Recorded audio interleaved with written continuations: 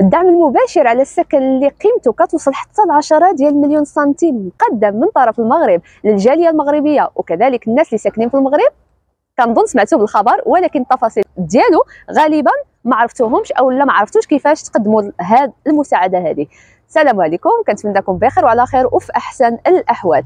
قبل ما نبداو الموضوع كما العاده ما تنساوش تفاعلوا مع الفيديو، شاركوه مع الناس اللي يقدروا يستافدوا منه ويدفعوا لهذه المساعده او لهذا الدعم على السكن. كل اللي ممكن اولا يستافد من هذا الدعم وفين ممكن يستافد. سبقنا وشاركنا معكم هذه التفاصيل في البدايه ديال الموضوع نهار فاش تلونسا هذا الموضوع في 2023. الفيديو ها هو، دخلوا شوفوا التفاصيل اكثر الا بغيتوا تعرفوا المعلومات اكثر، حيت اليوم غنشرح لكم على شكون ممكن انه يقدم ليه وشنو هي الشروط وكيفاش ممكن يقدم ليه.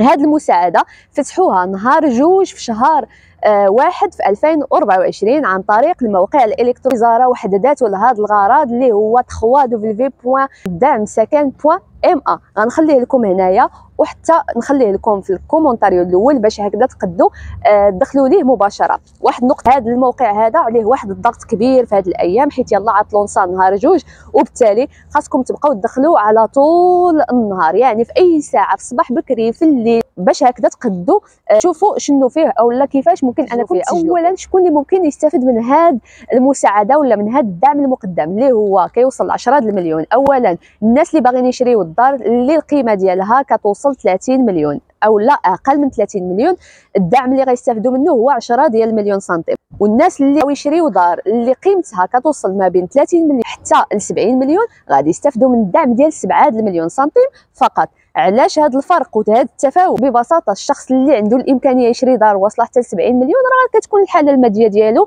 متوسطه او لا باس بها. الناس اللي غيشريوا الدار اقل من 30 مليون ربما صنفوهم في هذه الخانه ديال انهم ما فحالهمش وعطاو لهم هذا الدعم ديال 10 المليون باش هكذا هما يخلصوا فقط 20 ديال المليون.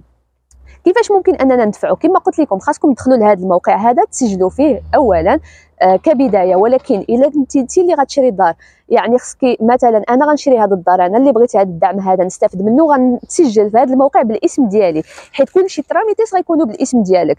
بغى يشريها راجلك مثلا هو اللي غيتسجل. في البدايه كان هذا الدعم محدد فقط للاسر، ولكن حاليا الوزيره قالت بانه حتى الشباب ممكن يدفعوا، ولكن راه طبعا كاينين شروط. اول شرط هو ما يكونش عندك عقار بالاسم ديالك. ثاني حاجه تكون مغربي الجنسيه وعندك العقد او الوعد بالبيع من فاتح يناير 2023، وعندك الرخصه ديال السكن، يعني خديتي ديجا كنتي تواصلتي مع شي واحد عندك الوعد بانه غتشري منه وعندكم هذا الوعد مكتوب طبعا عن طريق الموثق ماشي بيناتكم غير بالفم.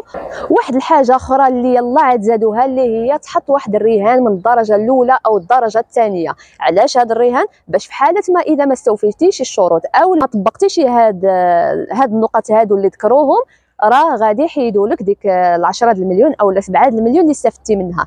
يعني خاصك ضروري تطبق داكشي ما لك وما عليك باش هكذا ما ترجعش المبلغ اللي عطوه لك كمنحه. كيفاش ممكن انهم يعطيو لك هذا المبلغ هذا؟ طبعا هي عن طريق الموثق، كلشي التراميتيس غيكونوا عن طريق موثق، وحتى الوريقات هو اللي غيطلعهم في البلاتفورما. وحاجه مهمه جدا هي الفلوس ملي غيعطيوها لك، يعني في حاله ما اذا تعطات لك هذه المنحه في اجل 15 يوم غيجاوبوا على الملف ديالك. هنايا الفلوس كيدخلوا مباشره للموثق عن طريق يا غيعطيو له واحد تشيكي او لا غيدخلوهم للحساب البنكي ديال الموثق. وهنا في اجل 30 يوم، اقل من 30 يوم خاصكم تكونوا صرفتوا هاد الفلوس. يعني ديجا انت شريتي دار، راه داكشي علاش عملوا بانه الدار خاصها تكون ديجا عندك الوعد من 1 يناير 2023. وهنا الموثق هو اللي غادي يتكلف يصيفط هاد الفلوس للشخص اللي شريتي منه الدار او للشركه او لا الامبريس. حاجه مهمه واحده اخرى هي في حاله ما اذا الموثق طلب منك واحد المبلغ كبير نهار فاش غتمشي دير هاد التراميتي عنده، حيت حنا ما عارفينش ولكن كنحاولوا نوصل لكم المعلومه باش هكا تعرفوا الحقوق ديالكم. راه المبلغ اللي غيطلب لك الموثق باش يدير هاد الاجراءات هادو راه انت اللي كتخلصو، ماشي داخل في ديك 10 المليون او لا بديك 7 المليون اللي غتخلصها لك الدوله او لا من الدعم اللي غتستافد منه.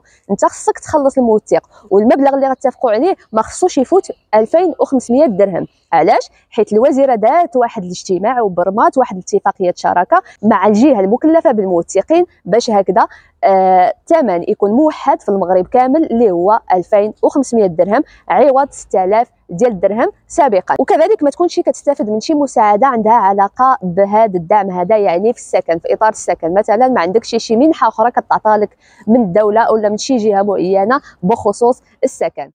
وهذا السكن خاصك تسكن فيه لمده 5 سنوات، ما يمكنش انك دير فيه مشروع، ما يمكنش انك تكريه، اولا ببساطه الا ما بغيتيش تسكن فيه عندك فين ساكن مهم خاصو يبقى مسدود، ولكن عندك تمشي دير فيه شي مشروع اولا تكريه، راه غيسيقوا الخبار. واخر مرحله كنت قلتها لكم في البدايه هي ملي غادي يجي الموثق يطلع هاد الوثائق هادو كمرحله نهائيه، يعني صافي راه وافقوا لكم غادي يطلع جوج ديال الوثائق جد مهمه، طبعا بالاضافه للوثائق الاخرى اللي كيكونوا تما في الموقع راهم دايرين لكم كلشي شنو غتطلعوا. خاصك الرخصه ديال السكن فيها 2023 طبعا فاتح يناير، العقد ديال البيع النهائي باش هكذا تكملوا الاجراءات وتصيفطوا الفلوس لمواليهم.